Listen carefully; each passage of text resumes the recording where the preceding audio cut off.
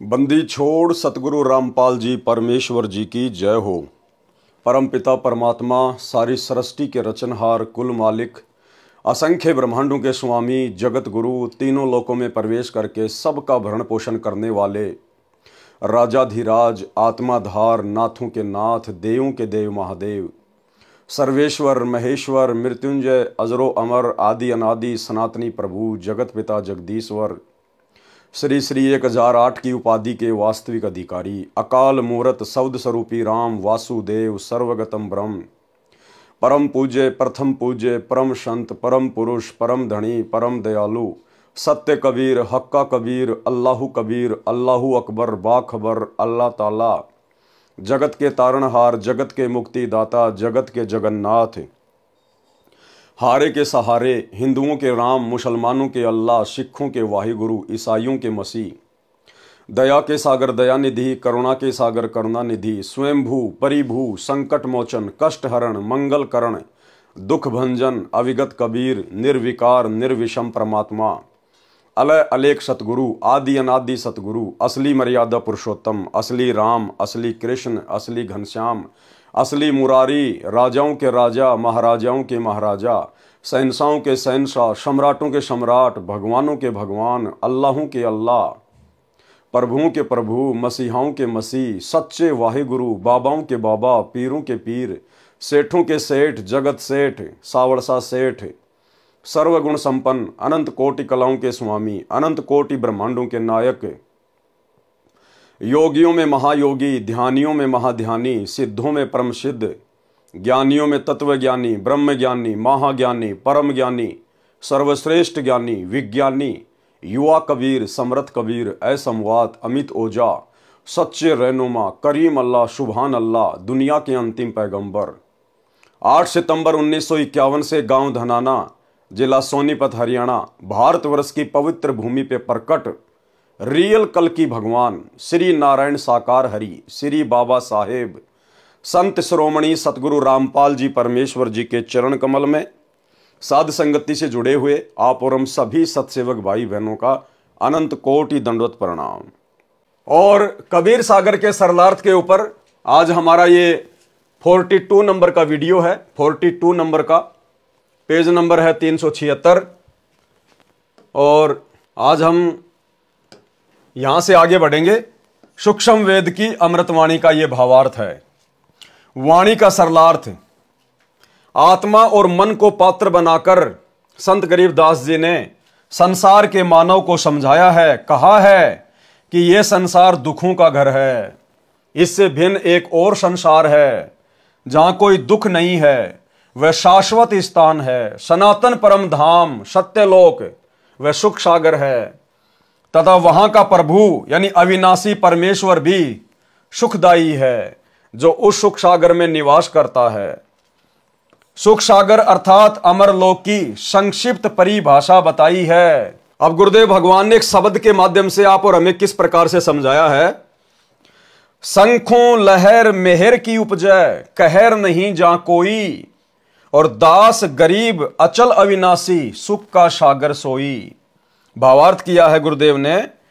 जिस समय मैं लेखक कौन पूज्य गुरुदेव भगवान जिस समय मैं अकेला होता हूं तो कभी कभी ऐसी हिलोर अंदर से उठती है। उस समय सब अपने से लगते हैं, चाहे किसी ने मुझे कितना ही कष्ट दे रखा हो उसके प्रति द्वेष भावना नहीं रहती, सब पर दया भाव बन जाता है। यह स्थिति कुछ ही मिनट रहती है, उसको मेहर की लहर कहा है।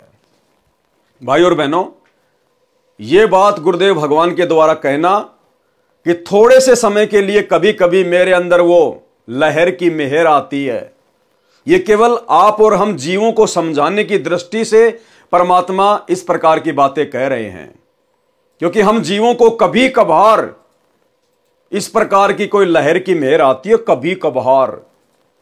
तो गुरुदेव अपने आप को एक आम संत की भूमिका में दर्शाते हुए एक भगत की भूमिका में दर्शाते हुए आप और हमें समझाने की दृष्टि से ये बात कह रहे हैं।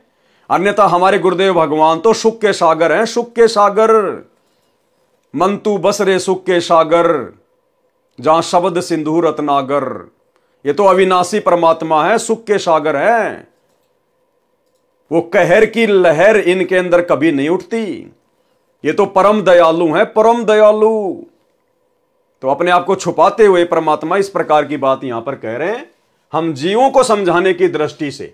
सतलोक अर्थात सनातन परम धाम में जाने के पश्चात प्रत्येक प्राणी को इतना आनंद आता है, वहां पर ऐसी असंख्यों लहर आत्मा में उठती रहती हैं। जब वह लहर मेरी आत्मा से हट जाती है तो वही दुखमय स्थिति प्रारंभ हो जाती है। उसने ऐसा क्यों कहा, वह व्यक्ति अच्छा नहीं है, वो हानि हो गई, ये हो गया, वह हो गया, यह कहर दुख की लहर कही जाती है। अब विचार करो भाई और बहनों, हमारे गुरुदेव भगवान जो कि पूर्ण संत है, पूर्ण परमात्मा है, कबीर देव हैं, भला वो इस प्रकार की बातें क्यों सोचेंगे कि उसने ऐसा क्यों कहा।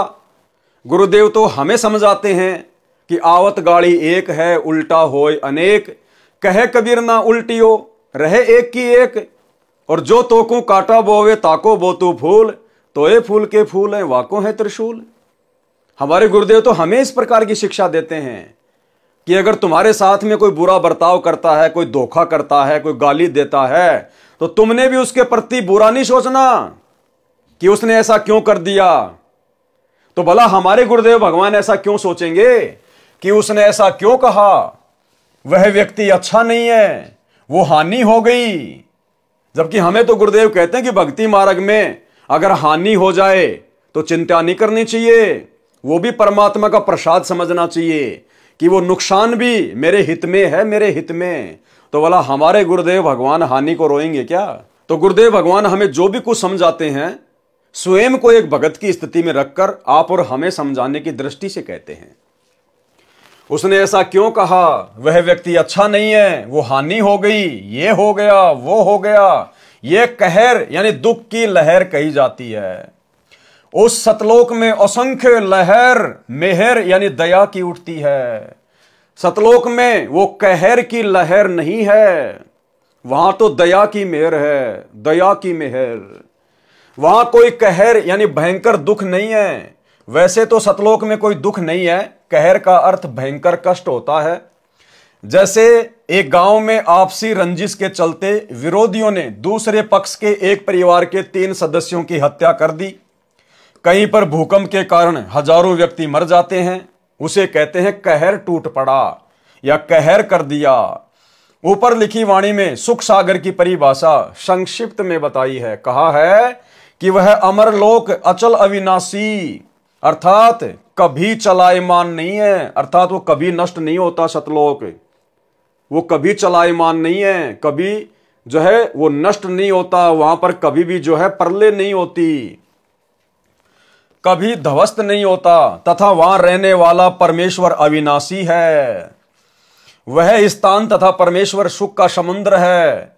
जैसे समुद्री जहाज बंदरगाह के किनारे से 100 या 200 किलोमीटर दूर चला जाता है तो जहाज के यात्रियों को जल अर्थात समुद्र के अतिरिक्त कुछ भी दिखाई नहीं देता, सब और जल ही जल नजर आता है। इसी प्रकार सतलोक यानी सत्यलोक में सुख के अतिरिक्त कुछ भी नहीं है, अर्थात वहां कोई दुख नहीं है। अब पूर्व में लिखी वाणी का सरलार्थ किया जाता है।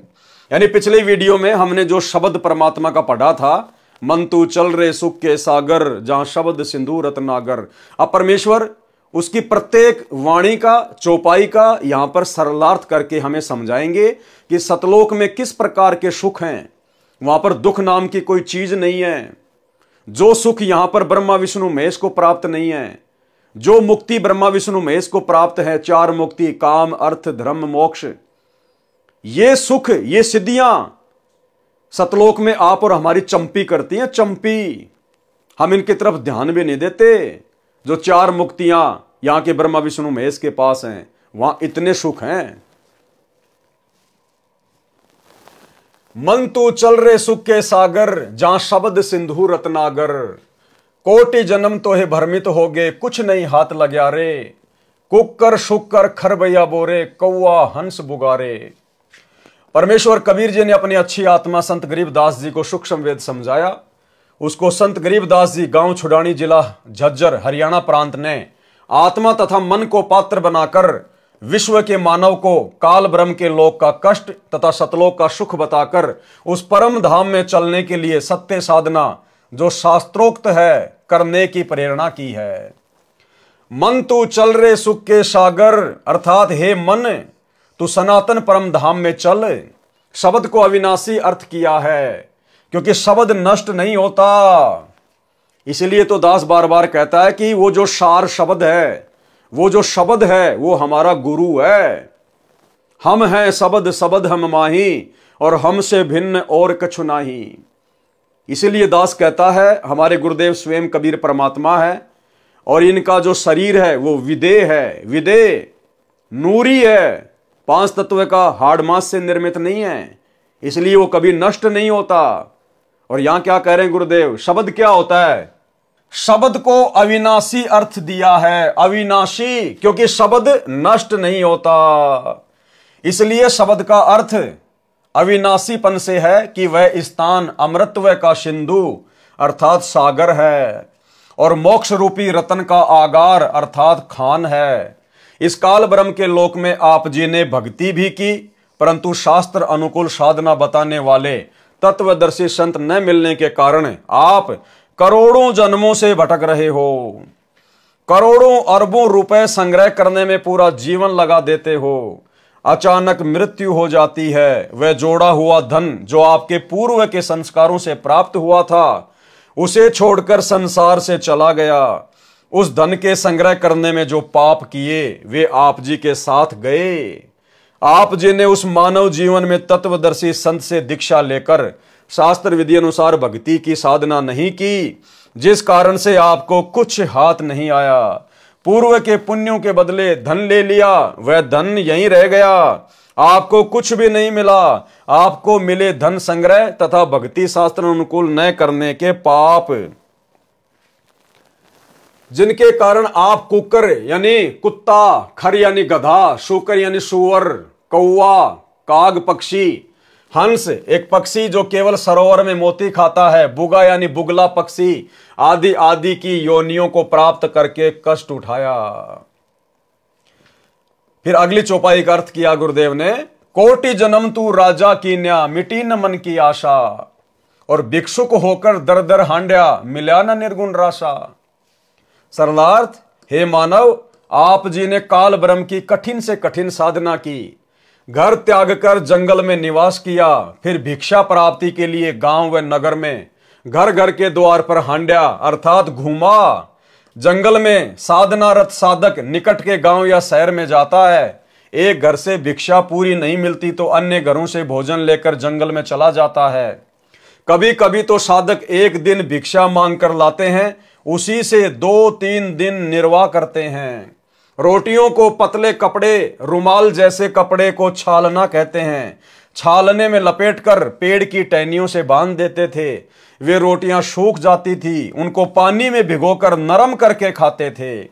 वे प्रतिदिन भिक्षा मांगने जाने में जो समय व्यर्थ होता था, उसकी बचत करके उस समय को काल ब्रह्म की साधना में लगाते थे। भाई और बहनों, कितनी गजब की बात कह रहे हैं गुरुदेव भगवान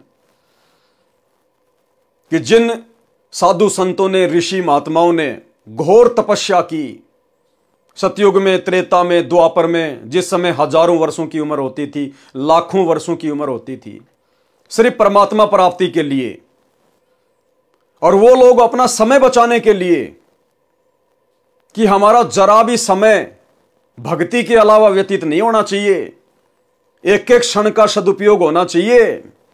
यदि हमने घर छोड़ा है तो परमात्मा प्राप्ति के लिए छोड़ा है। अब यदि उस समय को हम बर्बाद करेंगे, बकवादों में बर्बाद करेंगे, तो परमात्मा हमसे नाराज होगा, दुखी होगा। वो गांव में जाते थे, रोटियां मांग के लाया करते थे, और भाई और बहनों, ज्यादा से ज्यादा समय तपस्या में लगे, भक्ति में लगे, परमात्मा प्राप्ति में लगे। वो रोटियों को एक कपड़े में बांधकर पेड़ से टांग दिया करते थे, और उन रोटियों को 2-3 दिन तक जो सूख जाया करती थी को पानी में भिगो के नरम करके खाया करते थे। अब वर्तमान में भगवान ने हमें कितनी सुविधा दे दी, और खुद साक्षात वर्तमान में धरती पे परमात्मा प्रकट है। वो साधु संत महात्मा ऐसी कठिन तपस्या करके अपने आत्म कल्याण के लिए जिस भगवान की प्राप्ति करना चाहते थे, काल ब्रह्म की, उस काल ब्रह्म की छाया के भी दर्शन नहीं हुए उनको। और हम भगत भाई बहनों को घर बैठे पूर्ण परमात्मा मिल गया, अल्लाहू अकबर मिल गया, उस काल का पिता मिल गया, जिसकी भक्ति से पूर्ण मोक्ष होगा, जिसकी प्राप्ति के लिए इतनी कठिन साधना भी नहीं करनी, जंगल में भी नहीं जाना, घर परिवार भी नहीं छोड़ना, अपना काम करते करते अपने बाल बच्चों के साथ मर्यादाओं में रह के भक्ति करनी है, बढ़िया बढ़िया खाना खाना है।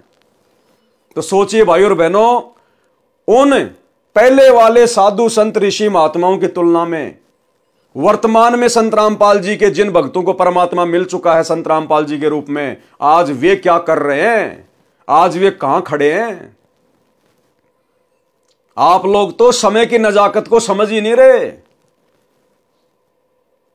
अपने कोऑर्डिनेटरों के कहने से, गुरुदेव के परिवार के कहने से दुनिया भर की तो तुम राजनीतिक रैलियों में धक्के खाते हो।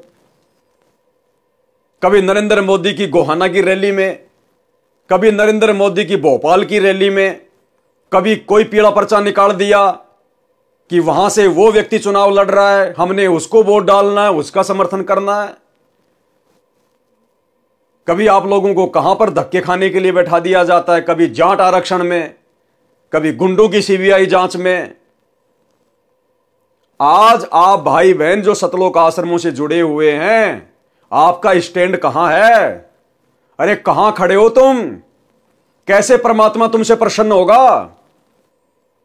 सोचो उन आत्माओं को जिन्होंने ऐसी घोर तपस्या की परमात्मा प्राप्ति के लिए, जिनको मार्ग भी सही नहीं मिला हुआ था, अपना एक सेकंड भी फालतू में बर्बाद नहीं करते थे। और तुम सत्संग के बहाने इन आश्रमों में जाते हो, दुनिया भर की रिश्तेदारियां जोड़ते हो, दुनिया भर का जो आडंबर इन आश्रमों में गुरुदेव के परिवार ने सेट कर रखा तुम्हारे मनोरंजन के लिए, जुलाहों का कुआं, वहां जाकर सेल्फियां लेते हो, मिट्टी की गाय, मिट्टी के बैल, उनको देखते हो, कबीर जी का झोपड़ा, मिट्टी का पहाड़, लहर तारा तालाब, दुनिया भर की रंगोलियां, मनोरंजन के लिए जाते हो, टाइम पास करते हो वहां जाके।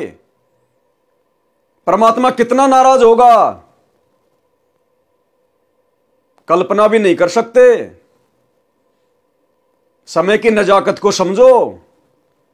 पूर्ण ब्रह्म परमात्मा काल का भी बाप धरती पे प्रकट है हमारे गुरुदेव भगवान के रूप में।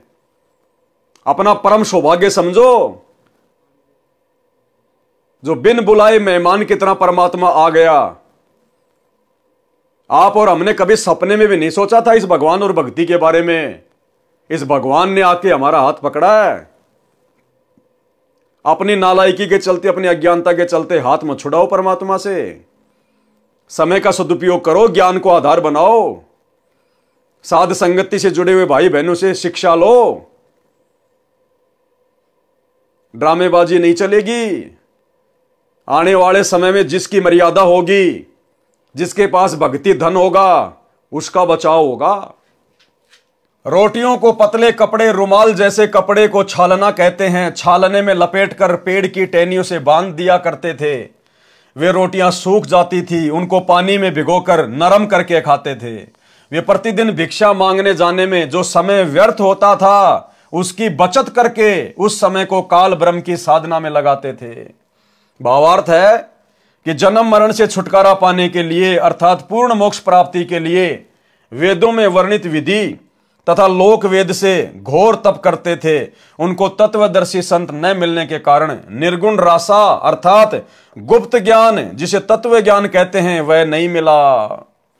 क्योंकि यजुर्वेद अध्याय 40 मंत्र 10 में तथा चारों वेदों का सारांश रूप श्रीमद् भगवत गीता अध्याय 4 श्लोक 32 तथा 34 में कहा है कि जो यज्ञों द्वारा अर्थात धार्मिक अनुष्ठानों का विस्तृत ज्ञान स्वयं सच्चिदानंद घन ब्रह्म अर्थात परम अक्षर ब्रह्म अपने मुख कमल से बोलकर सुनाता है, वह तत्व ज्ञान अर्थात सूक्ष्म वेद है। गीता ज्ञानदाता ब्रह्म ने कहा है कि उस तत्व ज्ञान को तू तत्व ज्ञानियों के पास जाकर समझ। उनको दंडवत प्रणाम करने से, नम्रता पूर्वक प्रश्न करने से ये परमात्म तत्व को भली भांति जानने वाले तत्वदर्शी संत तुझे तत्व ज्ञान का उपदेश करेंगे। अब भाई और बहनों, ये परमात्म तत्व को भली भांति कौन जान सकता है? ना तो 21 ब्रह्मांड का स्वामी ये काल जान सकता, ना 7 संख ब्रह्मांड का स्वामी अक्षर पुरुष जान सकता। इन दोनों भगवानों को भी कंप्लीट परमात्म तत्व नहीं है, पूर्ण तत्व ज्ञान नहीं है, तो भला संत रामपाल जी के पास कैसे आ गया? इसका मतलब सतगुरु रामपाल जी जो परमात्म ज्ञान से, तत्व ज्ञान से भली भांति परिचित हैं, वे कोई 21 ब्रह्मांड के सामान्य प्राणी नहीं है आप और हमारी तरह। वे आप और हमारी तरह कोई मां के गर्भ से जेर में लिपटकर जन्म लेकर नहीं आए। ये लीला परमात्मा हमारी चरम दृष्टि को धोखा देने के लिए कुछ भी करता है। ये स्वयंभू परमेश्वर है, स्वयं प्रकट होता है।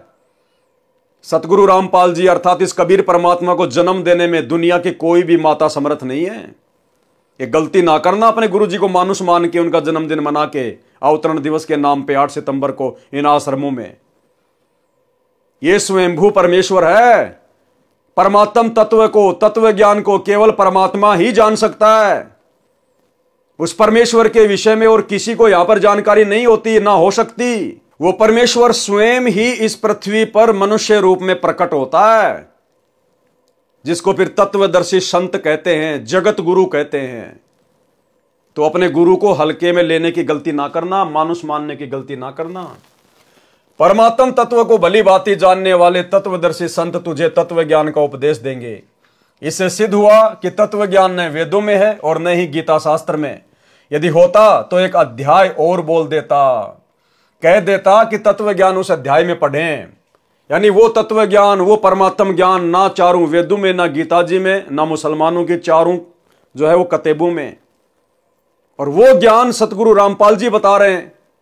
तो कौन है सतगुरु रामपाल जी, जिनके पास दुनिया के समस्त धर्म ग्रंथों के अतिरिक्त वो वास्तविक ज्ञान है, मूल ज्ञान है, सार ज्ञान है। स्वयं परमेश्वर प्रकट है धरती पर। कह देता कि तत्व ज्ञान उस अध्याय में पढ़ें। संत गरीबदास जी ने मन के बहाने मानव शरीरधारी प्राणियों को समझाया है कि वह निर्गुण रासा अर्थात तत्व ज्ञान न मिलने के कारण काल ब्रह्म की साधना करके आप जी करोड़ों जन्मों में राजा बने। कोटि जन्म तू राजा कीन्या, मिटी न मन की आशा, और भिक्षुक होकर दर दर हांड्या, मिला न निर्गुण रासा। वह निर्गुण रासा अर्थात तत्व ज्ञान न मिलने के कारण काल ब्रह्म की साधना करके आप जी करोड़ों जन्मों में राजा बने, फिर भी मन की इच्छा समाप्त नहीं हुई। क्योंकि राजा सोचता है कि स्वर्ग में सुख है, यहां राज में कोई सुख चैन नहीं है, शांति नहीं है। निर्गुण रासा का भावार्थ, निर्गुण रासा किसको कहते हैं? निर्गुण का अर्थ है कि वह वस्तु तो है परंतु उसका लाभ नहीं मिल रहा। निर्गुण, जैसे आसमान में बादल तो हैं, बादलों में पानी तो है, लेकिन वो पानी निर्गुण रूप में है। हम अपनी प्यास नहीं बुझा सकते। उसके लिए तो उस पानी को जो निर्गुण रूप में बादलों में है, उसको सरगुण रूप में आना पड़ेगा, उसको बरसात के रूप में नीचे आना पड़ेगा, तब हमारी फसल में पानी लगेगा, तब हम लोग पानी पी सकते हैं। निर्गुण का मतलब है वस्तु तो है परंतु हम उसका कोई लाभ नहीं उठा सकते। बादल हैं, बादलों में पानी है, लेकिन वो निर्गुण रूप में है, हम उसका लाभ नहीं उठा सकते। ठीक इसी प्रकार परमात्मा सतलोक में निर्गुण रूप में है, लेकिन हम उसका लाभ नहीं उठा सकते। जब वही परमात्मा धरती पर सरगुण रूप में आता है, संत रूप में आता है, तब हम उनकी शरण प्राप्त करके और असंख्य लाभ उठा सकते हैं।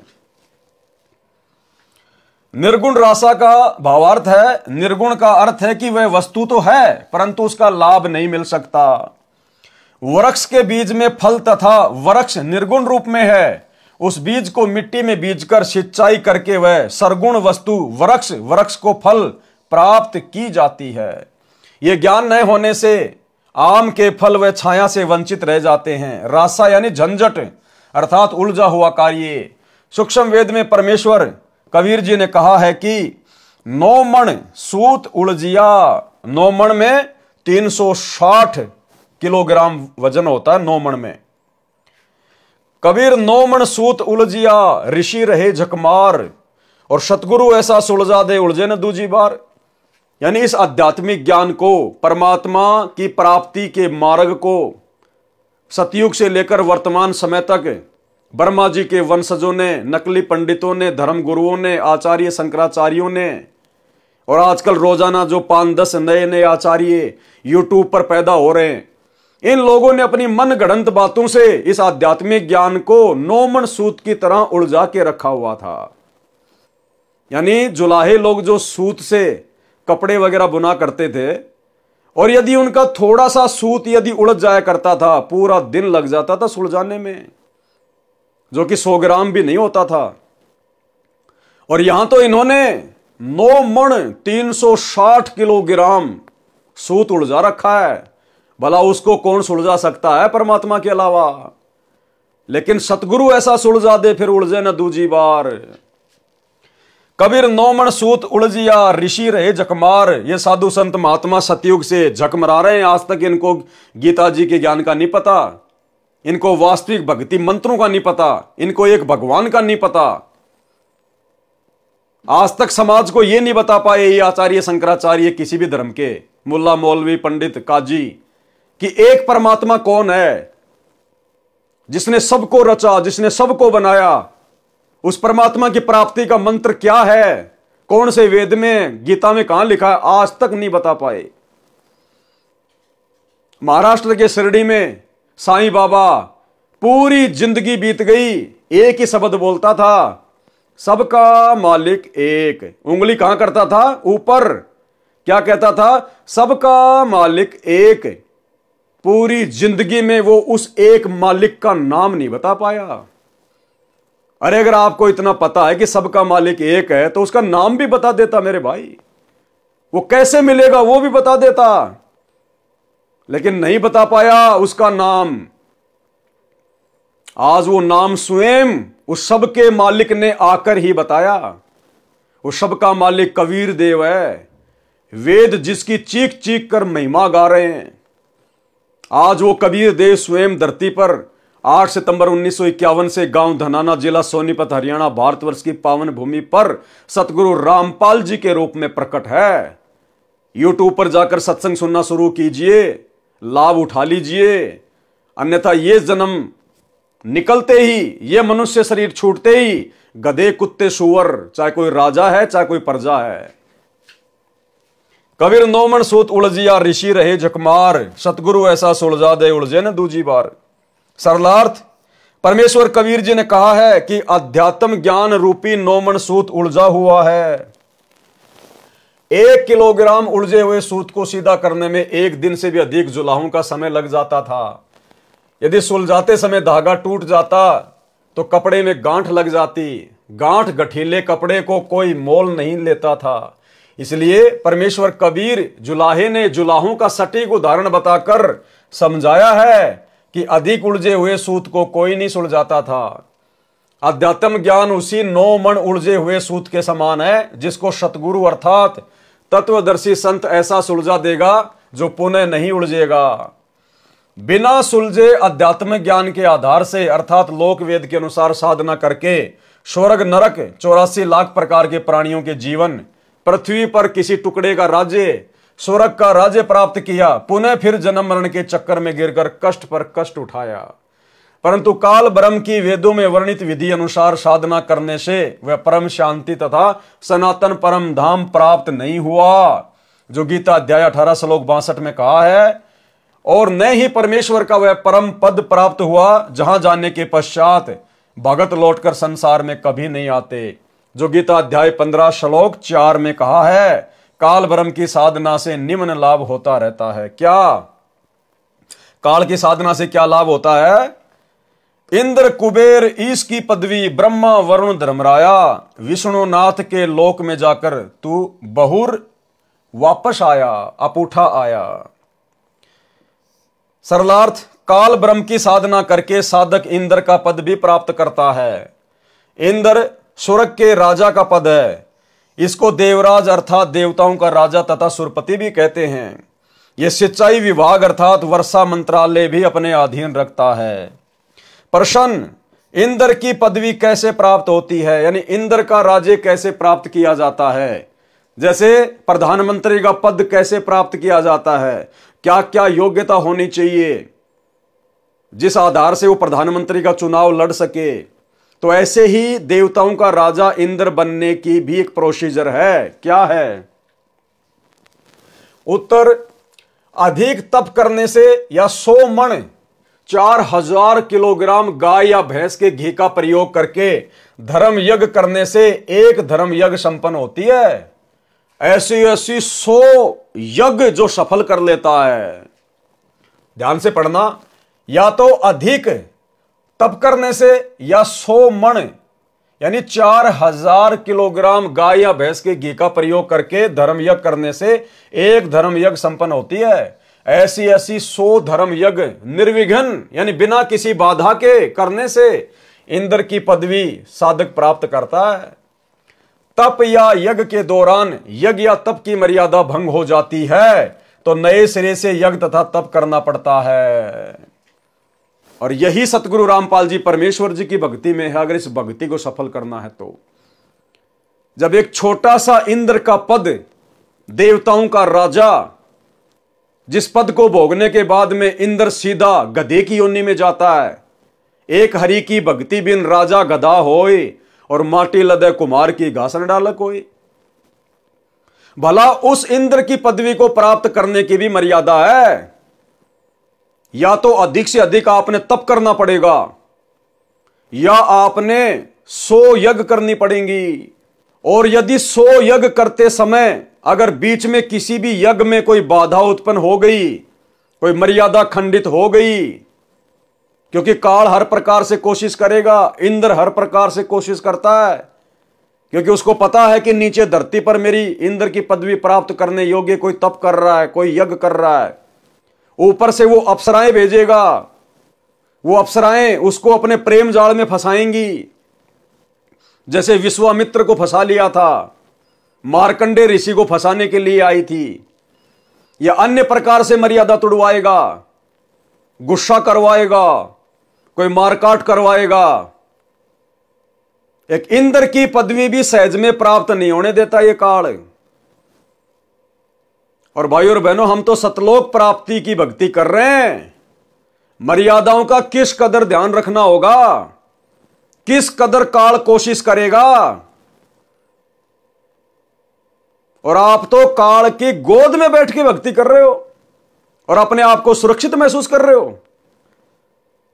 आप तो काल के द्वारा कुप्रेरणा करके संत रामपाल जी के परिवार के माध्यम से भक्तों की मर्यादा तुड़वाने के लिए जो जगह जगह सतलोक आश्रम बनवा दिए गए हैं, आप तो उन काल एजेंटों की गोद में बैठ के अपनी भक्ति सफल करने की सोच रहे हो।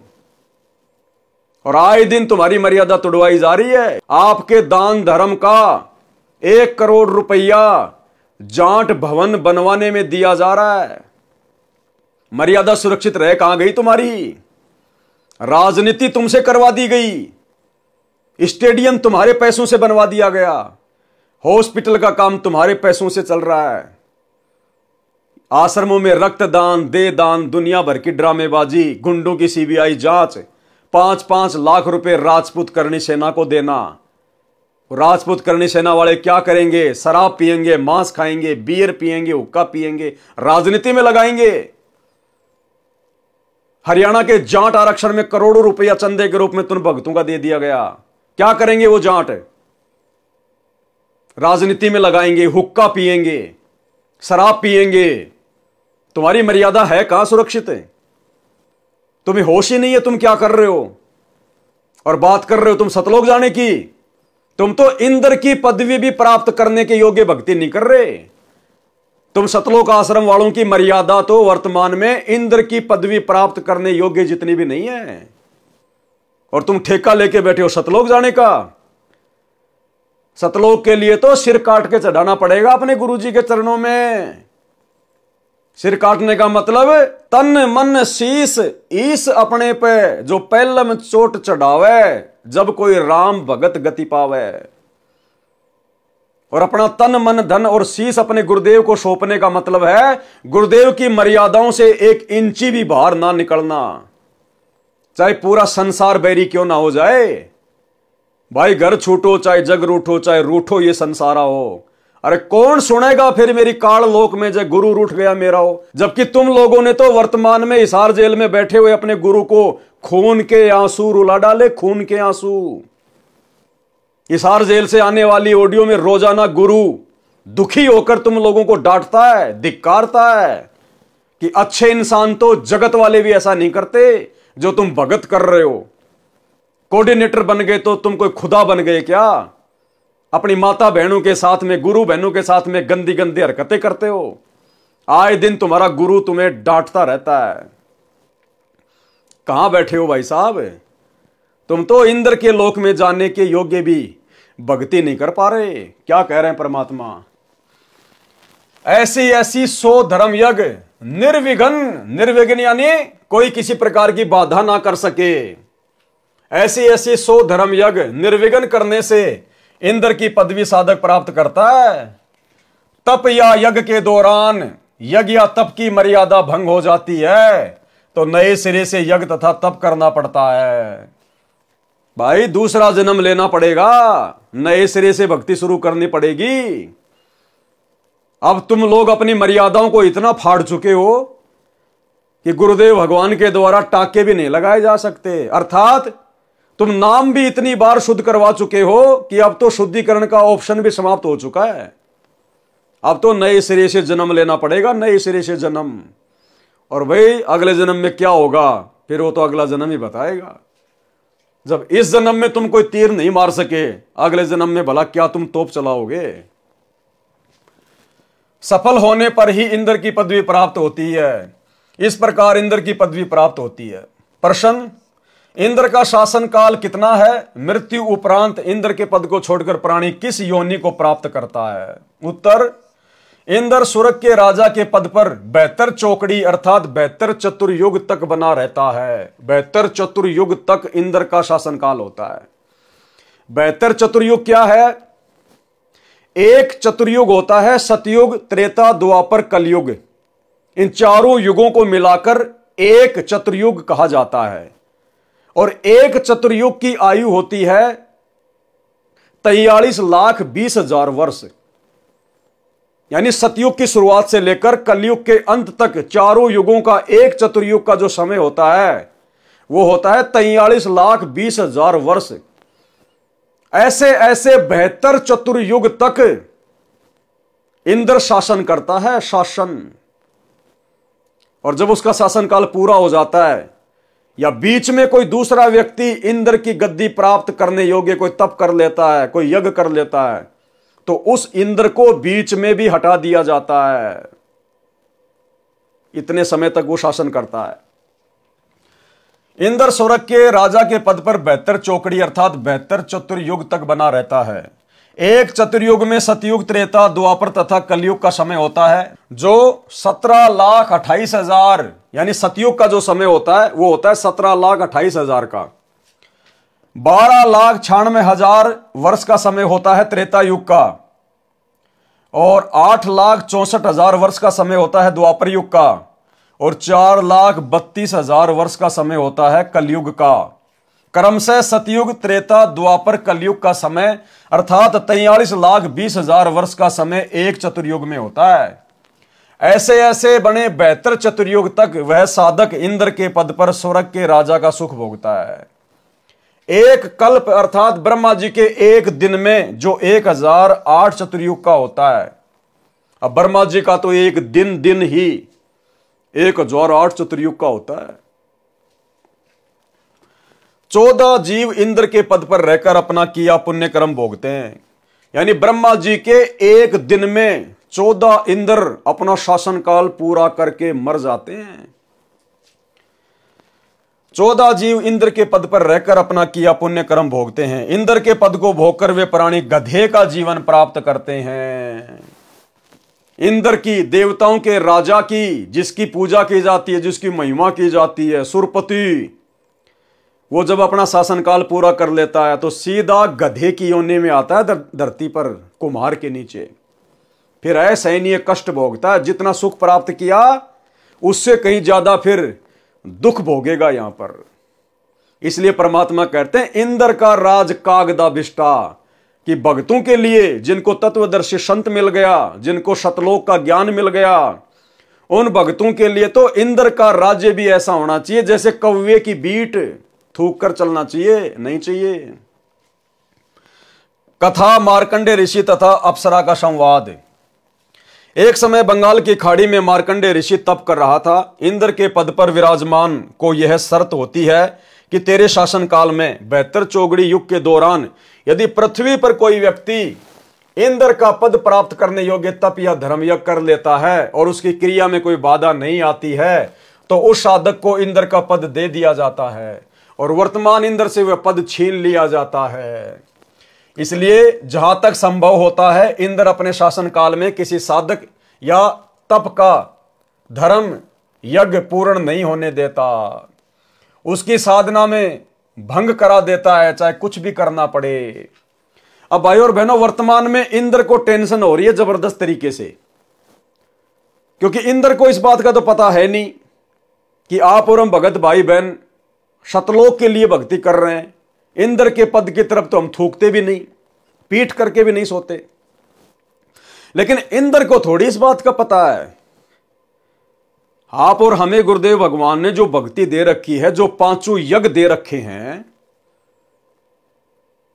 इंद्र की गद्दी प्राप्त करने के लिए जो 100 यज्ञ करनी पड़ती है ना, उतने यज्ञ तो हम एक दिन में कर लेते हैं। एक दिन में हमें गुरुदेव ने 5 यज्ञ दे रखी है।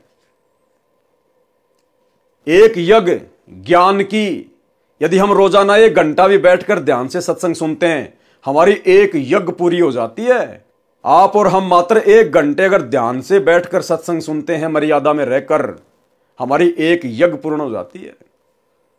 दूसरी यज्ञ ध्यान की, यानी सत्संग को ध्यान से सुनना, मंत्रों को ध्यान से करना, आरती को मन लगा के करना, ध्यान से करना, वो होती है ध्यान यज्ञ। अपनी मर्यादाओं का ध्यान रखना, ध्यान यज्ञ, वो हमारा दूसरा यज्ञ हो गया। तीसरी यज्ञ हवन की। हम अपने घर पर प्रतिदिन गाय या भैंस के देसी घी से खड़ी बत्ती वाला दीपक जलाते हैं। रोजाना हमारा एक हवन यज्ञ बन रहा है। चौथी यज्ञ है दंडवत करना, प्रणाम यज्ञ। हम अपने गुरुदेव को दिन में कितनी बार दंडवत करते हैं? हर बार हमें एक यज्ञ का लाभ मिलता है। लेकिन मिलेगा किसको?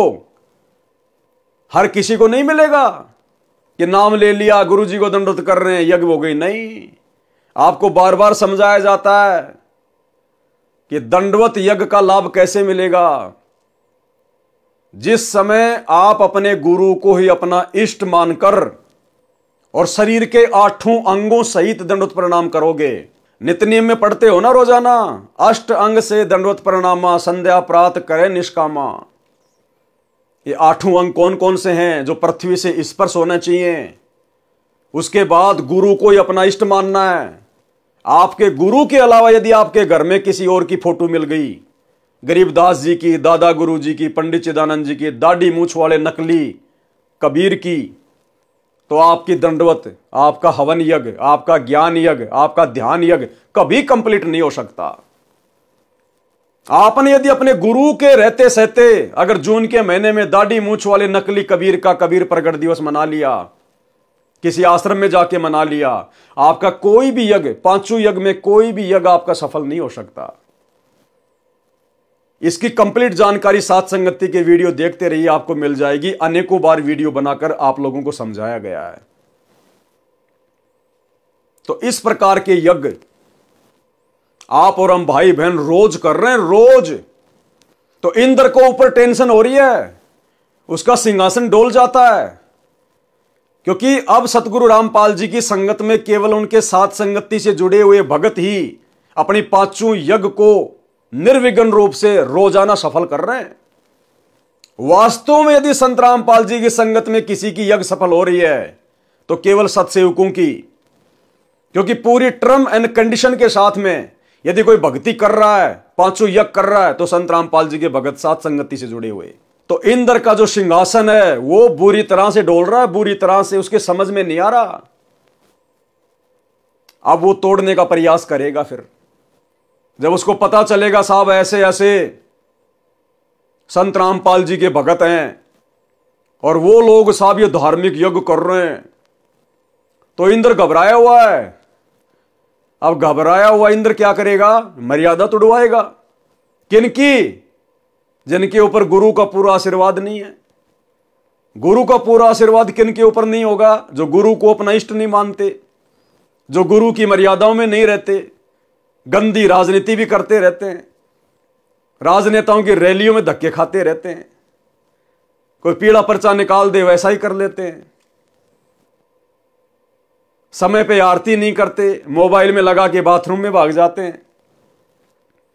पांचों यज्ञ जिनकी सफल नहीं हो रही, तो अब वो क्या करेगा? सत्सेवकों पे तो उसका जोर चलेगा नहीं, क्योंकि सत्सेवकों को तो परमात्मा ने अपनी गोद में बैठा रखा है, रक्षा कवच बना रखा है। अब वो क्या करेगा? इन आश्रमों में, आश्रमों से जुड़े हुए भक्तों को इनके ऊपर नजर जाएगी। और काल ने क्या किया? सबकी मर्यादा तोड़वा दी। इंद्र ने देखा रे ये तो मूर्खों का टोल है, मूर्खों का टोल। इनका गुरु तो ज्ञान दे के चला गया जेल में, और ये तो ना अपने गुरु की एक मानते ना कुछ और। ये तो लातों के भूत हैं, भेड़ चाल में चलते हैं। जैसे जानवर को डंडे से हाँका जाता है, ऐसे ही इनको कोऑर्डिनेटरों के द्वारा हाँका जा रहा है, गुरुदेव के परिवार के द्वारा हाँका जा रहा है। तो काल ने देखा कि इनकी मर्यादा तोड़वाना तो बड़ा आसान है, क्योंकि ये तो अंध भगत हैं। ये अपने गुरुदेव के ज्ञान का तो इस्तेमाल करते ही नहीं, अपना बुद्धि विवेक तो लगाते नहीं। तो काल ने पकड़ा उन लोगों को जिन लोगों के ऊपर संगत अंधविश्वास करती है। तो काल ने पकड़ा गुरुदेव के दोनों लड़कों को, गुरुदेव की दोनों लड़कियों को, इन कोऑर्डिनेटरों को, आश्रम संचालकों को, कि संगत तो इनके ऊपर अंधा विश्वास करती है, इनको अपने गुरु के ज्ञानवान से कोई लेना देना नहीं है। और आज वही सब के सब लोग काल के एजेंट बनकर आप लोगों के ढंग से ऐसी तैसी करवा रहे हैं, मर्यादा तोड़वा के ढंग से। उसकी साधना भंग करा देता है, चाहे कुछ भी करना पड़े। जब इंद्र को उसके दूतों ने बताया कि बंगाल की खाड़ी में मार्कंडे नामक ऋषि तप कर रहे हैं, इंद्र ने मार्कंडे ऋषि का तप भंग करने के लिए उर्वशी भेजी। सर्व श्रृंगार करके देवपरी मार्कंडे ऋषि के सामने नाचने गाने लगी। उर्वशी ने अपनी सिद्धि से उस स्थान पर बसंत ऋतु जैसा वातावरण बना दिया। मार्कंडे ऋषि ने कोई उत्सुकता नहीं दिखाई। उर्वशी ने कमर का नाड़ा तोड़ दिया, निर्वस्त्र हो गई, नगन नंगी हो गई, निर्वस्त्र हो गई। तब मार्कंडे ऋषि बोले, हे बेटी, हे बहन, हे माई, आप ये क्या कर रही हो? आप यहां गहरे जंगल में अकेली किस लिए आई हो? अब सोचिए भाई और बहना, कहां मार्कंडे ऋषि, कहां हम? वो काल की पूजा करने वाला, ओम नाम की कमाई करने वाला, वो भी इतना दृढ़ था। इंद्र की पत्नी आ गई जो कि सबसे सुंदर है, और अपनी कमर का नाड़ा तक तोड़ दिया, नंगी होके खड़ी हो गई सामने। जंगल के अन्य जो तपस्वी थे वो तो देख के ही वो तो हो गए फैल। और मार्कंडे ने कहा कि हे माई, हे बहन, ये बेटी तू क्या कर रही है? कपड़े पहन, क्यों आई यहां पर? और हम वर्तमान में संत रामपाल जी भगवान के भगत, और क्या हालत हो रही है? अपनी ही गुरु बहनों को नहीं छोड़ रहे। सतलोक आश्रमों में अपने खुद की गुरु बहनों को भी नहीं छोड़ रहे, उनके ऊपर भी कुदृष्टि डाल रहे हैं, गंदी दृष्टि डाल रहे हैं। मैं नहीं कह रहा, खुद संत रामपाल जी कह रहे हैं कि मेरे पास जेल में ऐसी ऐसी भी शिकायतें आती हैं कि माता बहनों को गंदे गंदे मैसेज भी करते हैं। अब जो गंदे गंदे मैसेज करेगा वो और क्या क्या गंदे गंदे काम करता होगा। और गुरुदेव कह रहे हैं ऐसे दुष्ट ना तो कोऑर्डिनेटर के लायक है और ना भगत कहलाने के लायक है। सुन लो अपने गुरुदेव की मुख कमल से। विचार करना होगा कि हम कौन है, कहां से आए। आपस में खेचातानी रखते हो अभी भी भगत हो गए। अच्छे इंसान तो जगत वाले भी ना करते ऐसा जैसे भगत कर रहे हैं। अच्छे इंसान तो जगत वाले गुनाह करते हैं ऐसा जैसे भगत कर रहे हैं। अच्छे इंसान तो जगत वाले गुनाह करते हैं ऐसा जैसे भगत कर रहे हैं। किसी को छोटी सी सेवा दे देते, कोऑर्डिनेटर बना दिया, वो ने सोचा मैं खुदा बन गया। और इतना शिक्षा तो बने। मजदूर बनो सीखो, मजदूर। और कई देखा है कि कोऑर्डिनेटर या जिसकी जो भी व्यवस्था लगाई जाती है, व्यवहार भी ठीक नहीं करते, धमकान लग जाते, फुरकान लग जाते। और कुछ ऐसी भी शिकायतें आई हैं जो बहन बेटियों के साथ गलत मैसेज भी डालते हैं। तो वो दुष्ट लोग ना तो कोऑर्डिनेटर के योग्य है, ना वो भगत के योग्य। और कुछ ऐसी भी शिकायतें आई हैं जो बहन बेटियों के साथ गलत मैसेज भी डालते हैं। तो वो दुष्ट लोग ना तो कोऑर्डिनेटर के योग्य है, ना वो भगत के योग्य। और कुछ ऐसी भी शिकायतें आई हैं जो बहन बेटियों के साथ गलत मैसेज भी डालते हैं।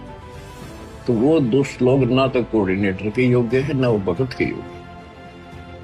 तो ऐसा तो संगत में कुसंगत उपजेगी, और ऐसी कुसंगत होगी फिर हम रखेंगे नहीं उसको खेत में। किसान उस कुबाड़ को पाड़ कर खेत तो बाहर फेंक देता है, तो उसको आप मिशन से निकाल दिया जाया करेगा। सुधर जाओ, एक के नहीं सुनी जाया करती थी। सामूहिक शिक्षा दी जाती है, अमल कर लो इन पे। कर्म बतेरे फोड़ लिए, इस ज्ञान का असर क्या हुआ? थोड़ा सा सुख होते हो फिर पक्के एजेंट काल के बन जाते हैं। बकवाद वही करनी, भगवान से दूर हो जाना। थोड़ा सा सुख होते हो फिर पक्के एजेंट काल के बन जाते हैं। बकवाद वही करनी, भगवान से दूर हो जाना। थोड़ा सा सुख होते हो फिर पक्के एजेंट काल के बन जाते हैं। बकवाद वही करनी, भगवान से दूर हो जाना। तो भाइयों और बहनों, कहां तो मार्कंडे ऋषि और कहां हमारे सतलोक आश्रमों से जुड़े हुए सतगुरु रामपाल जी के तत्वज्ञानी भगत, ये कोऑर्डिनेटर। यानी गुरु को सार्वजनिक तौर पर सत्संग में यह बात बोलनी पड़ रही है कि आश्रमों में किस कदर गंदगी फैली हुई है, किस कदर काल ने अपनी गंदगी फैला रखी है। आप यहां गहरे जंगल में अकेली किस लिए आई? उर्वशी ने कहा कि ऋषि जी, मेरे रूप को देखकर इस अरण्य खंड यानी बनखंड के सर्व साधक यानी भगत अपना संतुलन खो गए, परंतु आप डगमग नहीं हुए। न जाने आपकी समाधि कहां थी। कृपया आप मेरे साथ इंद्रलोक में चलो, नहीं तो मुझे सजा मिलेगी कि तू हार कर आ गई। मार्कंडे ऋषि ने कहा कि मेरी समाधि ब्रह्मलोक में गई थी, जहां पर मैं उन उर्वशियों का नाच देख रहा था जो इतनी सुंदर हैं कि तेरे जैसी तो उनकी साथ साथ बांदियां अर्थात नौकरानियां हैं। इसलिए मैं तेरे को क्या देखता, तेरे पर क्या आसक्त होता। यदि तेरे से कोई सुंदर हो तो उसे ले आ। तब देवपरी ने कहा कि इंद्र की पटरानी अर्थात मुख्य पत्नी मैं ही हूं, मुझसे सुंदर सुरग में कोई औरत नहीं है। तब मार्कंडे ऋषि ने पूछा कि इंद्र की मृत्यु होगी तब तू क्या करेगी? उर्वशी ने उत्तर दिया कि मैं 14 इंद्र भोगूंगी, यानी मैं 14 इंद्रों की पत्नी बनी रहूंगी।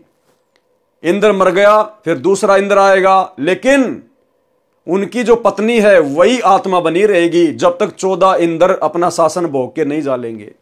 इतनी लंबी आयु है इंद्र की औरत की। भावार्थ है कि श्री ब्रह्मा जी के एक दिन में 1008 चतुर्युग होते हैं, जिसमें 72 चतुर्युग का शासनकाल पूरा करके 14 इंद्र मृत्यु को प्राप्त होते हैं। इंद्र की रानी वाली आत्मा ने किसी मानव जन्म में इतने अत्यधिक पुण्य किए थे जिस कारण से वह 14 इंद्रों की पटरानी बनकर स्वर्ग सुख तथा पुरुष सुख को भोगेगी। मार्कंडे ऋषि ने कहा कि वे 14 इंद्र भी मरेंगे तब तू क्या करेगी? उर्वशी ने कहा कि फिर मैं मृत्यु लोक में गधी बनाई जाऊंगी और जितने इंद्र मेरे पति होंगे वे भी पृथ्वी पर गधे की योनि प्राप्त करेंगे।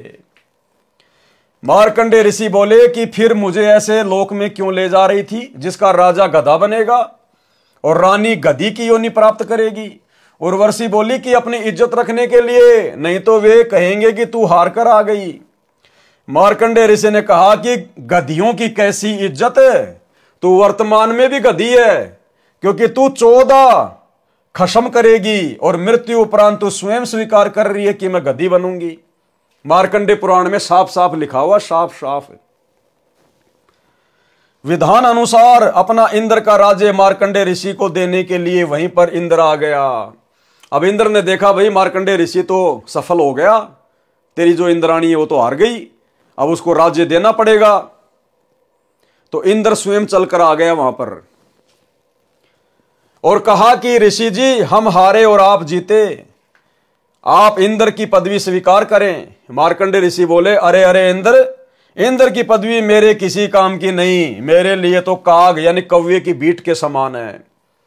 मार्कंडेय ऋषि ने इंद्र से फिर कहा कि तू मेरे बताए अनुसार साधना कर, तेरे को ब्रह्मलोक ले चलूंगा, इस इंद्र के राज्य को छोड़ दे। इंद्र ने कहा कि हे ऋषि जी अब तो मुझे मौज मस्ती करने दो, फिर कभी देखूंगा।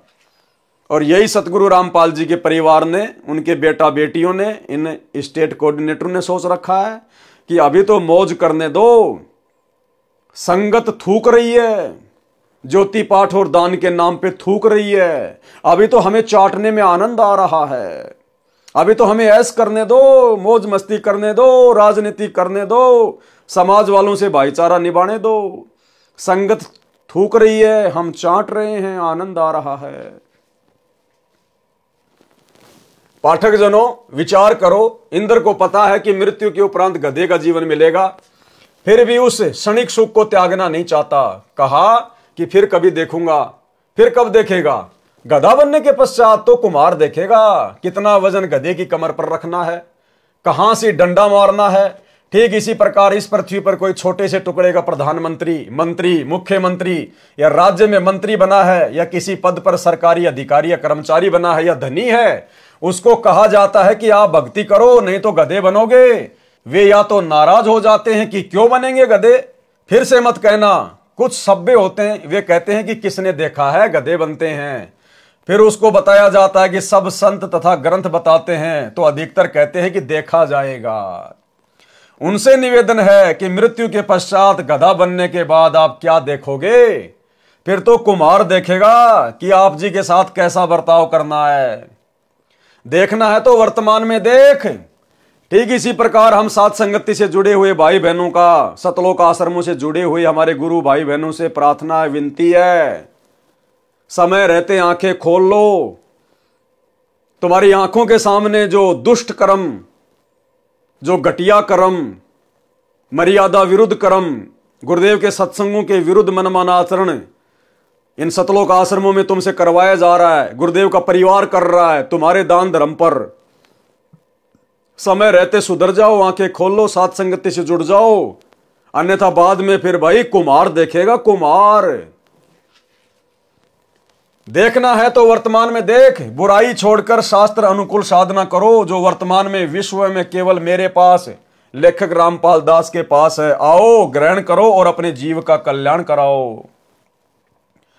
ऊपर लिखी वाणी नंबर 3 में बताया है कि इंद्र, कुबेर तथा ईश की पदवी प्राप्त करने वाले तथा ब्रह्मा जी का पद, वरुण, धर्मराय का पद प्राप्त करके तथा विष्णु जी के लोक को प्राप्त, देव पद प्राप्त भी वापस जन्म मरण के चक्कर में रहता है। इंद्र, कुबेर, ईश की पदवी, ब्रह्मा, वरुण, धर्मराया और विष्णु लोक के पुर को जाकर तू फिर भी वापस आया। इतना सब कुछ सुख भोग कर भी जो काल तक की साधना करते हैं या मर्यादा तोड़कर पूर्ण संत की साधना करते हैं, उनको ये सुख मिलेंगे। इंद्र का पद भी मिलेगा, विष्णु का पद भी मिलेगा, धर्मराय का पद भी मिलेगा, लेकिन वापस फिर गधा भी बनना पड़ेगा। गधा। स्वर्ग लोक में 33 करोड़ देव पद हैं, जैसे भारतवर्ष की संसद में 540 सांसदों के पद हैं। व्यक्ति बदलते रहते हैं, उन्हीं सांसदों में से प्रधानमंत्री तथा अन्य केंद्रीय मंत्री आदि बनते हैं। इसी प्रकार उन 33 करोड़ देवताओं में से ही कुबेर का पद अर्थात धन के देवता का पद प्राप्त होता है, जैसे वित्त मंत्री होता है। ईश की पदवी का अर्थ है प्रभु पद, जो कुल 3 माने गए हैं, श्री ब्रह्मा जी, श्री विष्णु जी तथा श्री शिव जी। वरुण देव जल का देवता है। धर्मराय मुख्य न्यायाधीश है, जो सब जीवों के कर्मों का फल देता है, उसे धर्मराज भी कहते हैं। ये सर्व काल ब्रह्म की साधना करके पद प्राप्त करते हैं। पुण्य समाप्त होने के पश्चात पद से मुक्त होकर पशु पक्षियों आदि की 84 लाख प्रकार की योनियों में चले जाते हैं। फिर नए ब्रह्मा जी, नए विष्णु जी तथा नए शिव जी इन पदों पर विराजमान होते हैं। उपरोक्त सर्व देवता जन्मते मरते हैं, ये अविनाशी नहीं है। इनकी स्थिति आप जी को सृष्टि रचना अध्याय में इसी पुस्तक में स्पष्ट होगी कि ये कितने भगवान हैं, कितने प्रभु हैं, किसके पुत्र हैं तथा कौन इनकी माता जी है। अन्य प्रमाण श्री देवी पुराण सचित्र मोटा टाइप केवल हिंदी, गीता प्रेस गोरखपुर से प्रकाशित के तीसरे स्कंद में पेज नंबर 123 पर लिखा है कि तुम शुद्ध स्वरूपा हो। यानी विष्णु जी अपनी माता दुर्गा से प्रार्थना कर रहे हैं कि तुम शुद्ध स्वरूपा हो, ये सारा संसार आप ही से उद्भासित हो रहा है। मैं यानी विष्णु, ब्रह्मा और शंकर आपकी कृपा से विद्यमान है। हमारा तो आविर्भाव यानी जन्म तथा तिरोभाव अर्थात मृत्यु हुआ करता है, यानी हम तो जन्मते और मरते हैं। आप प्रकृति देवी हैं। शंकर भगवान बोले कि हे देवी, यदि विष्णु के पश्चात उत्पन्न होने वाले ब्रह्मा आपसे उत्पन्न हुए तो क्या मैं तमोगुणी लीला करने वाला शंकर क्या आपकी संतान नहीं हुआ? अर्थात मुझे भी उत्पन्न करने वाले तुम ही हो। हम तो केवल नियमित कार्य ही कर सकते हैं, यानी जैसा आप हमें आदेशित करती हो हम तो केवल वही कर सकते हैं। अर्थात जिसके भाग्य में जो लिखा है हम वही प्रदान कर सकते हैं, न अत्यधिक कर सकते हैं न कम कर सकते हैं। पाठक जनों, इस श्री देवी पुराण के उल्लेख से स्पष्ट हुआ कि श्री ब्रह्मा जी, श्री विष्णु जी तथा श्री शंकर जी नासवान हैं। इनकी माता जी का नाम श्री देवी दुर्गा है। अधिक जानकारी आप सृष्टि रचना अध्याय से ग्रहण करेंगे जो इसी पुस्तक में लिखी है। ये प्रधान देवता हैं, अन्य इनके निम्न स्तर के देव हैं। ये सर्व जन्मते मरते हैं। अविनाशी राम यानी अविनाशी परमात्मा ये नहीं है। श्रीमद् भगवद गीता अध्याय 10 श्लोक 2 में लिखा है कि गीता ज्ञानदाता काल ब्रह्म ने कहा है कि मेरी उत्पत्ति को न तो देवता जानते हैं न ही महर्षि जन जानते, क्योंकि इन सब का आदि कारण मैं ही हूं, अर्थात ये सर्व मेरे से उत्पन्न है। गीता अध्याय 14 श्लोक 3 में गीता ज्ञानदाता ने कहा कि हे अर्जुन, मेरी प्रकृति अर्थात दुर्गा तो गर्भ धारण करती है, मैं उसके गर्भ में बीज स्थापित करता हूं, यानी पति पत्नी व्यवहार करता हूं, जिससे सर्व प्राणियों की उत्पत्ति होती है। गीता अध्याय 14 श्लोक 4 में गीता ज्ञानदाता ने कहा कि हे अर्जुन, नाना प्रकार की सब योनियों में जितने शरीरधारी मूर्तियां उत्पन्न होती हैं, प्रकृति यानी दुर्गा तो उन सबकी गर्भ धारण करने वाली माता है। अहम ब्रह्म यानी मैं ब्रह्म यानी काल बीज स्थापित करने वाला पिता हूं। गीता अध्याय 14 श्लोक 5 गीता ज्ञानदाता ने स्पष्ट किया है कि हे अर्जुन, सत्व गुण श्री विष्णु जी, रजगुण श्री ब्रह्मा जी तथा तमगुण श्री शिव जी, ये प्रकृति अर्थात दुर्गा देवी से उत्पन्न तीनों देवता अर्थात तीनों गुण अविनाशी जीव आत्मा को कर्मों के अनुसार शरीर में बांधते हैं। उपरोक्त परमाणु से स्पष्ट हुआ कि उपरोक्त देवता नाशवान हैं तथा काल ब्रह्म के पुत्र हैं। प्रसंग चल रहा है कि वाणी संख्या 3 का सरलार्थ इंद्र कुबेर ईश अर्थात ब्रह्मा विष्णु शिव तक को प्राप्त करके तथा वरुण धर्मराय की पदवी तथा श्री विष्णुनाथ के लोक को प्राप्त करके भी जन्म मरण के चक्कर में रहते हैं। मार्कंडेय ऋषि जी ब्रह्म साधना कर रहे थे, यानी काल की साधना कर रहे थे, उसी को सर्वोत्तम मान रहे थे। इसलिए इंद्र को कह रहे थे कि आजा, तेरे को ब्रह्म साधना का ज्ञान कराऊं। ब्रह्मलोक की तुलना में स्वर्ग का राज्य लापसी यानी बिना देसी घी से बना भोजन जो हलवे जैसा दिखाई देता है की तुलना के जैसे कव्वे की भीट है। पाठक जनों, सत्यलोक को हलवा जानो। आप जी ने ब्रह्म साधना करने वाले श्री चुनक ऋषि, श्री दुर्वासा ऋषि तथा कपिल मुनि की दशा जान ली। उनकी साधना को गीता ज्ञानदाता ने गीता अध्याय 7 श्लोक 18 में अनुत्तम अर्थात घटिया बताया है। उसी श्रेणी की साधना मार्कंडेय ऋषि जी की थी, जिसको अति उत्तम मानकर कर रहे थे तथा इंद्र को भी राय दे रहे थे कि ब्रह्म साधना कर ले। सूक्ष्म वेद में कहा है कि औरों पंथ बताओ ही और आपने जाने रहा। दूसरों को तो रास्ता बता रहा है और खुद को ज्ञानी नहीं है। भावार्थ, अन्य को मार्गदर्शन करते हैं, स्वयं भक्ति मार्ग का ज्ञान नहीं। श्रीमद् भगवद गीता अध्याय 4 श्लोक 25 से 29 तक यही बताया है कि जो साधक जैसी भी साधना करता है उसे उत्तम मानकर कर रहा होता है। सर्व साधक अपनी अपनी भक्ति को पापनाशक जानते हैं। गीता अध्याय 4 श्लोक 32 में स्पष्ट किया है कि यज्ञों अर्थात धार्मिक अनुष्ठानों का ज्ञान स्वयं सच्चिदानंद घन ब्रह्म ने अपने मुख कमल से बोली वाणी में विस्तार के साथ कहा है। वह तत्व ज्ञान है जिसे जानकर साधक सर्व पापों से मुक्त हो जाते हैं। गीता अध्याय 4 श्लोक 34 में स्पष्ट किया है कि उस तत्व ज्ञान को तत्वदर्शी संत जानते हैं। उनको दंडवत प्रणाम करने से, नम्रता पूर्वक प्रसन्न करने से वे तत्व ज्ञान को जानने वाले ज्ञानी महात्मा तुझे तत्व ज्ञान का उपदेश करेंगे। और भाई वो तत्वदर्शी संत, वो ज्ञानी महात्मा वर्तमान में धरती पर सतगुरु रामपाल जी के रूप में प्रकट है। ये स्वयं ही सच्चिदानंद घन ब्रह्म है, जिन्होंने अपने मुख कमल से वाणियां बोल बोल के आप और हमें ये ज्ञान दिया, पांचों यज्ञों की जानकारी दी, भक्ति मार्ग दिया। ये स्वयं सच्चिदानंद घन ब्रह्म है, स्वयं अविनाशी परमात्मा है, सर्व सृष्टि के मालिक हैं। वह तत्व ज्ञान जिसे ऊपर की वाणी में निर्गुण रासा कहा है, नहीं मिलने से सर्व साधक जन्म मरण के चक्कर में रहे। मार्कंडेय ऋषि ब्रह्म साधना कर रहा था। श्रीमद् भगवद गीता अध्याय 8 श्लोक 16 में कहा है कि ब्रह्म लोक में गए साधक भी पुनरावर्ती अर्थात बार बार जन्म मरण के चक्कर में रहते हैं। यानी 21 ब्रह्मांड की सर्वोत्तम साधना है काल साधना, ब्रह्म साधना। गीता अध्याय 8 श्लोक नंबर 13 में उस काल का मंत्र है, ओम इति एक अक्षरम ब्रह्म व्यवहारण माम अनुशमरण ये प्रयाति तजम देयम सयाति परमाम गतम। ओम नाम की साधना करके और घोर तप करके साधक कहां जाता है? ब्रह्मलोक में, जो 21 ब्रह्मांड की सर्वश्रेष्ठ उपलब्धि है, यानी 7 स्टार होटल।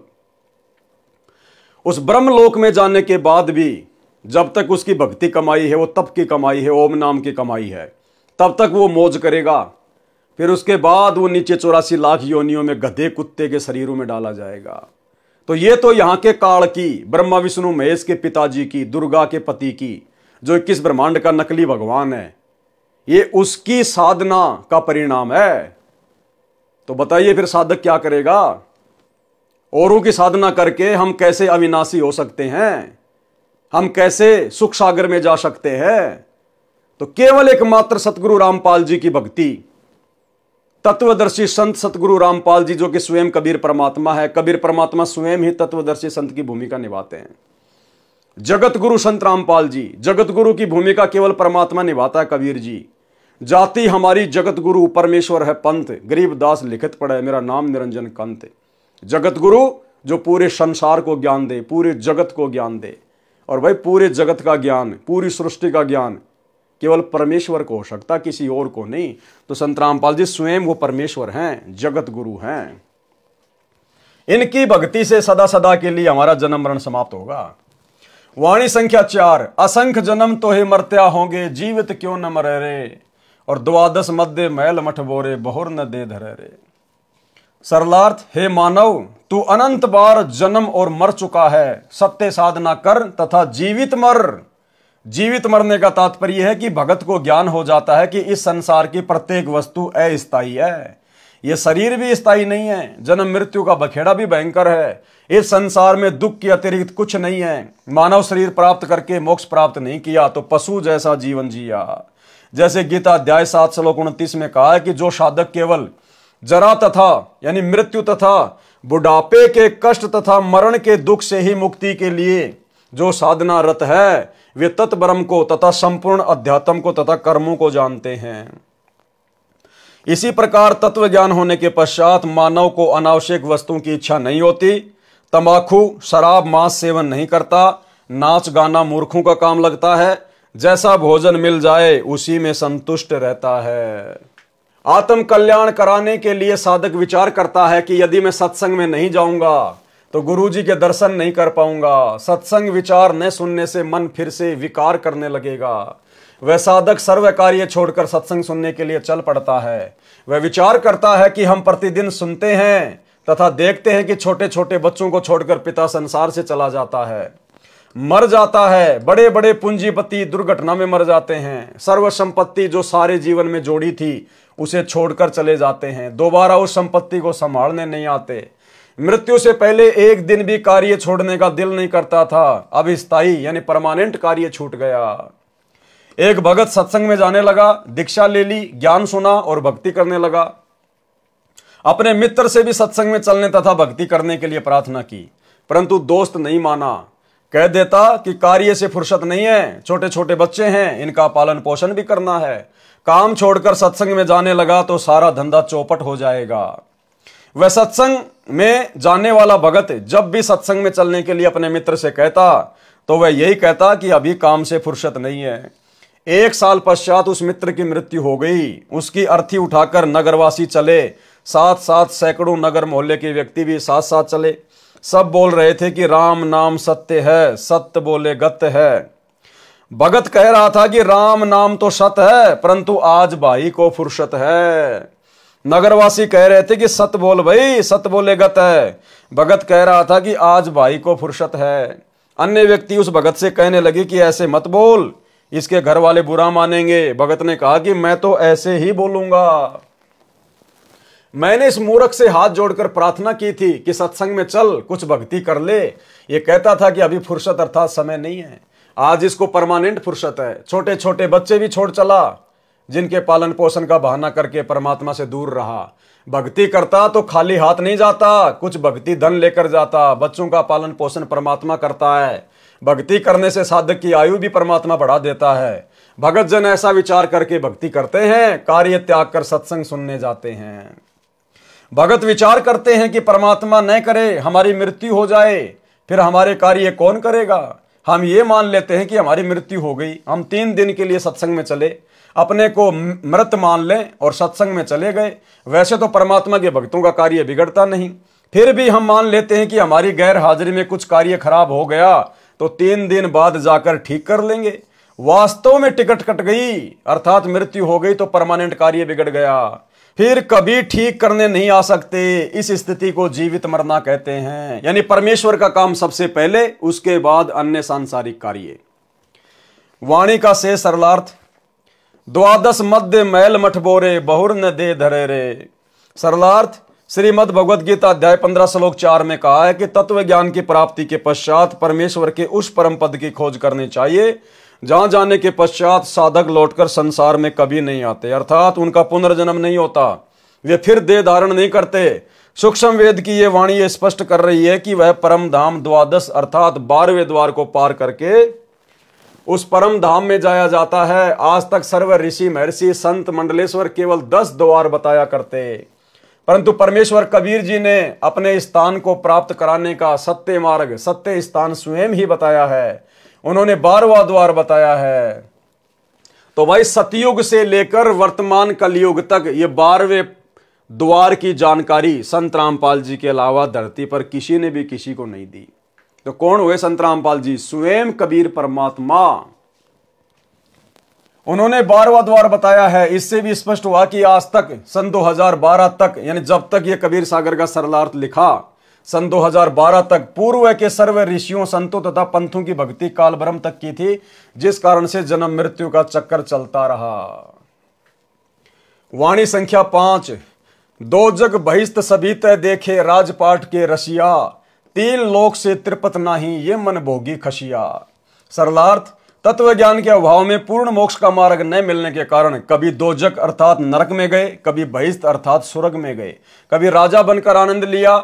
यदि इस मानव को 3 लोक का राज्य भी दे दे तो भी तृप्ति नहीं होती। उदाहरण, यदि कोई गांव का सरपंच बन जाता है तो वह इच्छा करता है कि विधायक बने तो मौज हो जाए, विधायक इच्छा करता है कि मंत्री बनूं तो बात कुछ अलग हो जाएगी, मंत्री बनकर इच्छा करता है कि मुख्यमंत्री बनूं तो पूरी चौधर महिमा हो जाएगी, आनंद ही न्यारा होगा, सारे प्रांत पर कमांड चलेगी। मुख्यमंत्री बनने के पश्चात प्रबल इच्छा होती है कि प्रधानमंत्री बनूं तो जीवन की सफलता है। तब तक जीवन लीला समाप्त हो जाएगी, फिर गधा बनकर कुम्हार के लठ खा रहा होगा। इसलिए तत्व ज्ञान में समझाया है कि काल ब्रह्म द्वारा बनाई स्वर्ग नरक तथा राजपाट प्राप्ति की भूल भुलैया में सारा जीवन व्यर्थ कर दिया। एक अब्राहिम सुल्तान अधम नाम का बलक शहर का राजा था। वह पूर्व जन्म का बहुत अच्छा भगत था, परंतु वर्तमान के ऐश्वर्य में मस्त होकर परमात्मा को भूल चुका था। राज के ठाट में तथा महलों में आनंद मान बैठा था। एक दिन परमात्मा कबीर जी सतलोक से आकर एक यात्री का रूप बनाकर राजा के महल में गए तथा कहा कि सराय वाले 1 कमरा किराए पर दे, पैसे बता, रात्रि बितानी है। राजा ने कहा, हे भोले यात्री, आपको ये सराय दिखाई देती है? मैं राजा हूं और ये मेरा महल है। यात्री रूप में परमात्मा ने पूछा कि आपसे पहले इस महल में कौन रहते थे? राजा ने कहा कि मेरे पिता दादा परदादा रहा करते थे। यात्री रूप में परमेश्वर ने कहा कि आप कितने दिन रहोगे इस महल में? राजा ने कहा कि 1 दिन मैं भी चला जाऊंगा इन्हें छोड़कर। परमेश्वर बोले कि यह सराय अर्थात धर्मशाला नहीं तो क्या है, यह सराय है। जैसे तेरे बाप दादा गए ऐसे ही तू चला जाएगा, इसलिए मैंने महल को धर्मशाला बताया है। राजा को वास्तविकता का ज्ञान हुआ, संसार की इच्छा त्याग कर आत्म कल्याण करवाया, सदा रहने वाला सुख तथा अमर जीवन प्राप्त करने के लिए दीक्षा ली और आजीवन भक्ति की, अपना मानव जीवन सफल किया। वाणी संख्या 6। सतगुरु मिले तो इच्छा मेटे, पद मिल पदे समाना, चल हंसा उस लोक पठाऊं जो आदि अमर स्थाना। सरलार्थ, यदि तत्वदर्शी संत सतगुरु मिले तो उपरोक्त ज्ञान बताकर काल ब्रह्म के लोक की सर्व वस्तुओं से तथा पदों से इच्छा समाप्त करके पद मिले पदे समाना। इसमें एक पद का अर्थ है पद्धति अर्थात शास्त्र विधि अनुसार साधना, वे ऑफ वर्शिप। दूसरे पद का अर्थ है अमरलोक अर्थात स्थान। सतगुरु साधना करवाकर परमेश्वर के उस परम पद की प्राप्ति करवा देता है, जहां जाने के पश्चात फिर लौटकर संसार में कभी नहीं आते। हे भगत, चल तुझे उस लोक में भेज दूं जो आदि अमर स्थान है, अर्थात गीता अध्याय 18 श्लोक 62 में वर्णित सनातन परम धाम है, जहां परम शांति है। वाणी संख्या 7। चार मुक्ति जहां चंपी करती माया हो रही दासी, दास गरीब अभय पद पर से मिले राम अविनाशी।